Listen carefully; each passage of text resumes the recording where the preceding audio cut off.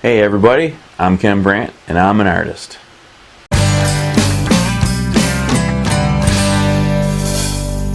So in this video I'm going to be showing you this little painting here. It's of a pot and a lime. That's not how it started though. It started as a pot and an apple. And I painted over the apple and put in this lime. And it's a relatively quick study of a painting that I did because I've had this pot laying around for a number of years and I knew I wanted to paint it.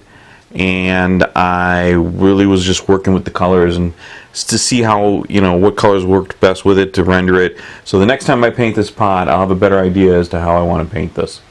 So I want you to sit back and enjoy and watch how I paint over an apple and turn it into a lime. And don't forget to hit the like button and subscribe. And if you have any questions at all, make sure you leave them in the comments below. So here's my setup. I chose this apple and put it alongside this little pot. It's like a little teapot, and I've had it for quite a number of years, and I knew that I wanted to paint it. So I wanted to do this setup, and you can see I have the light pointing downwards, kind of gave it a very dramatic effect. You can see how it looks on the background there. I really like that, so that's what I went with. And so here I am, doing the final penciling in of the picture and hitting it with the colors. And I went right in with the background, and I've done this color before, this background color, this olive drab, so I was very familiar with the colors I wanted to use, which was basically the pale yellow green and some purple mixed together, and that kind of gives me an olive drab color.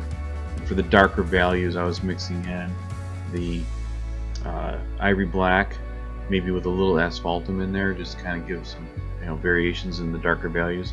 But if you can see on the left hand side of the painting, it got very chalky, and that was because I was using two cool colors and mixing them together, and that gives you a chalky effect. So I was mixing the titanium white in with that purple, mixed in with the pale yellow green, and it just didn't work at this particular time, so I'll end up fixing that later.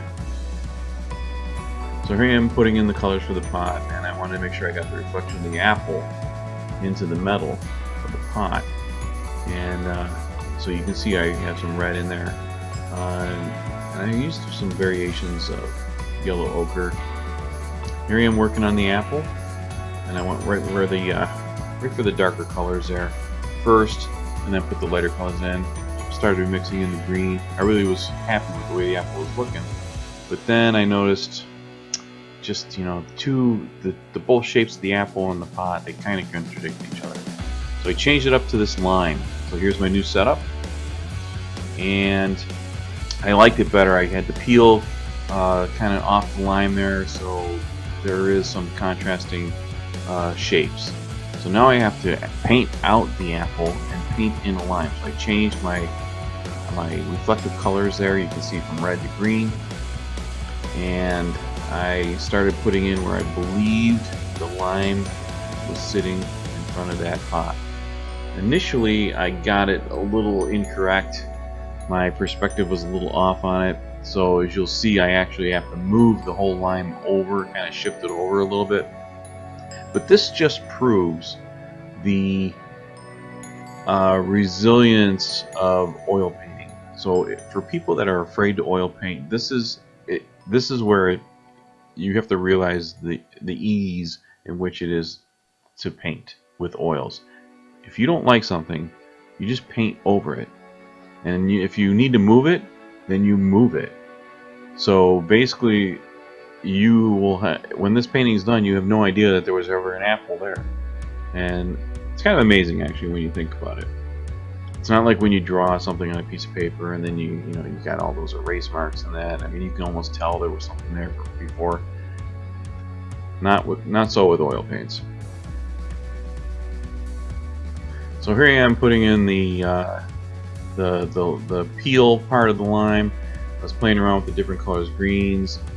So there's some viridian green in there, and that lighter color is the pale yellow green, which is mixed into the background. So there is some compatibility between my objects.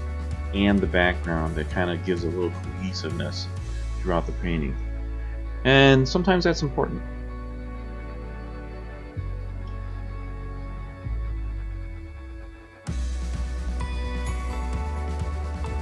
So I was pretty happy with the placements of the lime, where I had it.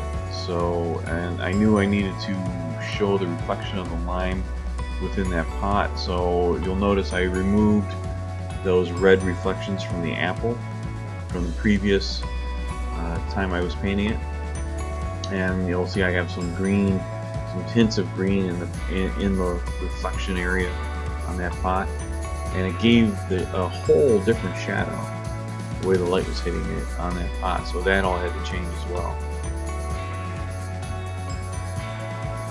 Here I am putting in some slight details on the pot itself. And here's where I go in and I actually get rid of that chalkiness in the background.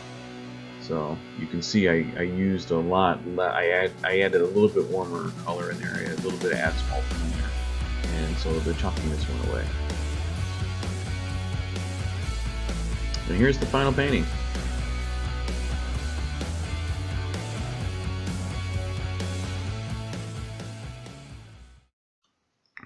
For coaching and information on how to move your painting to the next level, make sure you give me a call at area code 607-481-9442. That's area code 607-481-9442. And make sure you visit my website at kennethbrant.com. And while you're there, sign up for my email newsletter and be placed into a drawing for a free painting.